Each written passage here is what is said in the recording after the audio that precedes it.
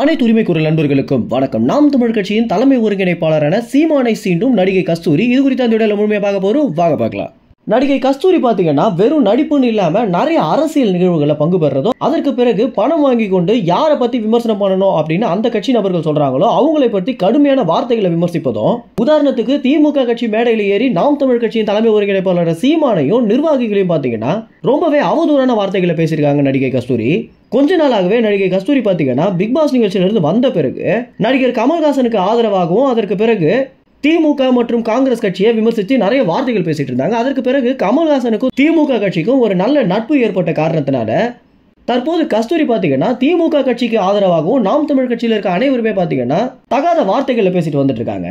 தமிழ்நாட்டில் இருக்கக்கூடிய அரசியல் கட்சிகள்லயே ஈழத்தமிழர்களுக்கு ஆதரவாக முதல் குரல் கொடுத்ததே சீமான் தான் அப்படின்னு நம்ம எல்லாருக்குமே தெரிஞ்சிருக்கோம். ஆரம்ப காலத்திலிருந்தே பிரபாகரனை தனக்கு தலைவனாகவும், அதற்கு பிறகு ஈழத்தமிழர்களை தன்னுடைய சொந்த உறவாகவும் கருதக்கூடிய சீமான் அவர்களை ஆரம்ப காலத்திலிருந்தே தமிழ்நாட்டில் இருக்கக்கூடிய அனைத்து அரசியல்வாதிகளுமே கடுமையாக விமர்சிச்சிருக்காங்க.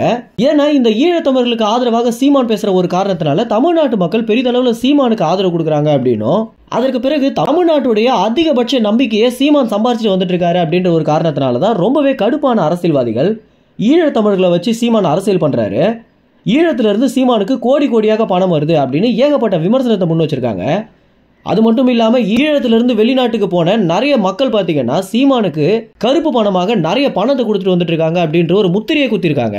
இந்த மாதிரியான விஷயங்கள் குறித்து மக்கள் கடும் சந்தேகத்தில் இருக்கும் போதுதான் சீமான் என்ன சொல்லியிருந்தாரு அப்படின்னா, ஒவ்வொரு நடிகர்கள் வீட்லயும் அரசியல்வாதிகள் வீட்லயும் ரைடு அப்படின்ற பேர்ல இன்கம் டாக்ஸ் ரைடு விடுறீங்கல்ல, தைரியம் இருந்தா என்னுடைய வீட்டுக்கு ஒரு ரைடு போடுங்க, அப்பதான் எத்தனை கோடி என் வீட்டுக்கு வருது அப்படின்னு உங்களுக்கு தெரியும் அப்படின்னு சீமான் ரொம்பவே துணிச்சலான ஒரு சவாலை விட்டுருந்தாரு. அதுக்கு பிறகுதான் மக்கள் பாத்தீங்கன்னா ஓ சீமான் மேல குத்தப்படுற போலி முத்திரை அப்படின்றதே உணர ஆரம்பிச்சிருந்தாங்க. ரொம்ப காலங்களாக இந்த மாதிரி ஒரு விமர்சனம் பாத்தீங்கன்னா இல்லாம இருந்த நிலையில தற்போது நடிகை கஸ்தூரி ஒரு மேடையில பேசிட்டு இருக்கும் போது, நீ எல்லாம் ஒரு தமிழனாடா, ஈழத்தமிழர்களை வச்சு அரசியல் பண்றதுக்கு உனக்கு என்ன தகுதி இருக்கு அப்படின்னும், சீமான் அப்படின்ற பேரை மட்டும் தான் சொல்லல, மற்றபடி நாம் தமிழ் கட்சியில் இருக்கக்கூடிய முக்கிய நிர்வாகிகள் மற்றும் தலைமை ஒருங்கிணைப்பாளர் சீமான் அவர்கள் குறித்து கடுமையான வார்த்தைகளை விமர்சிச்சிருக்காங்க கஸ்தூரி. ஈழத்தமிழர்களுக்காக பேசுறதுக்கு எங்க தலைவர் இருக்காரு அப்படின்னும், ஈழத்தமிழர்களை பத்தி பேசுறதுக்கு உனக்கு அருகதையே கிடையாது, நீ தமிழனே கிடையாது அப்படின்னு ரொம்ப கொச்சையான வார்த்தைகளை பாத்தீங்கன்னா நடிகை கஸ்தூரி சீமானை விமர்சிச்சிருக்காங்க.